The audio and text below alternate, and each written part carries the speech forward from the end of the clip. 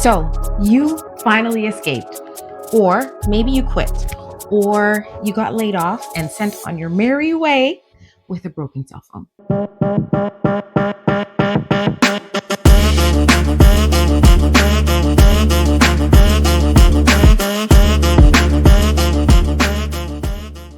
Maybe you decided to start your own thing because your last boss was one email away of hearing or from hearing a few choice words from you.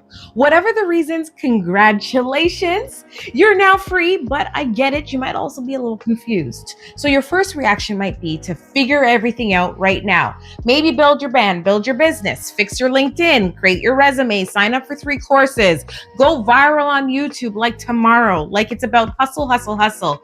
No, my friend. You need to sit yourself down right here. Sit your butt down.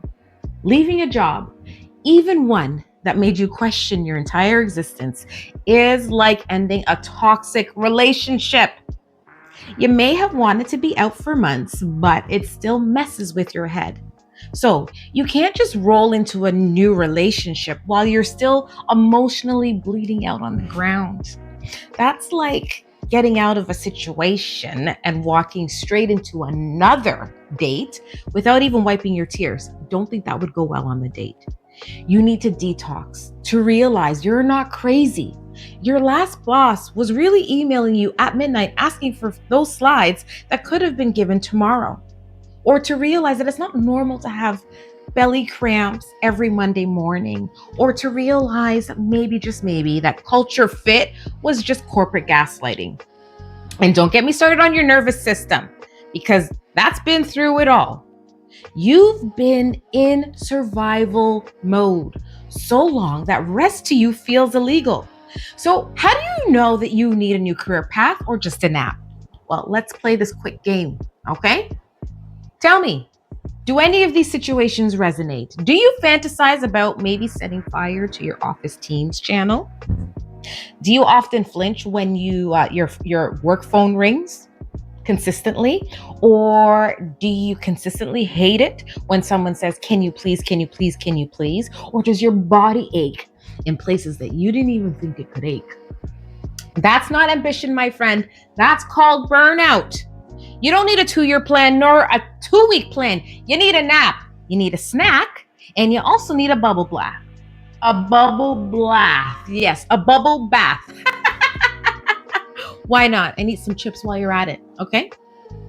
This is your body saying, sit down before I sit you down, because eventually your burnout will catch up to you, right? It doesn't send us calendar invites.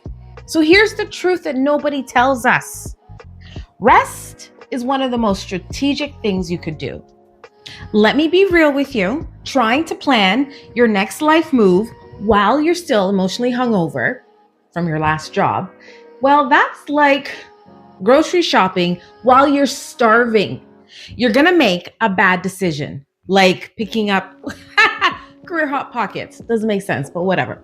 Okay, so taking a break gives you the emotional and mental distance to make aligned choices, not panic pivots. It lets you ask, what do you actually want to do next? Instead of what job sounds least like my last trauma. A break, you see, it's not wasted time.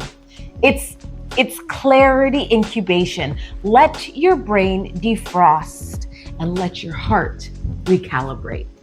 All right? Oops. I tried to swing. Contrary to what society may tell us, when you stop obsessing over productivity and getting stuff done, your brain enters something called a default mode. Listen, this is a mental state where all of your best ideas come from, not the I'm too busy to think mode that we've been normalized to do. You know, when you have those most genius moments, when they hit you when you're in the shower, or you're driving, or you're staring into space just eating, that's your brain finally getting a chance to breathe. And here's a spiritual truth. When you let yourself rest, you stop hearing anxiety and those voices, those negative thoughts, and you start hearing the real stuff that only makes sense, right? And it's not necessarily a loud voice. It could be gentle nudges. The ideas that whisper, this could be good. You could be building something from this, but only if you're quiet enough to hear it. Rest doesn't mean, getting on a plane and flying to Bali, buying, putting on your best linen pants. That just happens in the movies. That's not real life. Though, if that's your thing, I support you. But rest can also look like this: sleeping all day, sleeping for 9 hours without feeling guilty, journaling all the chaos that's in your mind to make you feel less insane, or taking time with God in prayer, right? Or listening, that like understanding also that rest isn't always pretty. Sometimes you might try to meditate and you're just thinking about your grocery list. What are you going to cook for dinner? I got to go pick up the kids. I get it. Your mind can go many different directions, as does mine. But sometimes, journaling can also be messy too. Could be 1 word, 2 words. I'm tired. I hate this. I don't want to write this. Why is adulting so hard? Doesn't matter. You're taking time to breathe, because suddenly, over time, things will feel lighter. So I understand it's messy. It's awkward, but it's also where the magic begins. Normalize doing nothing, just doing nothing on purpose. Because your next best thing, trust me, it will still be there when you're ready. But your mental health, don't take advantage of it. The clock is still ticking.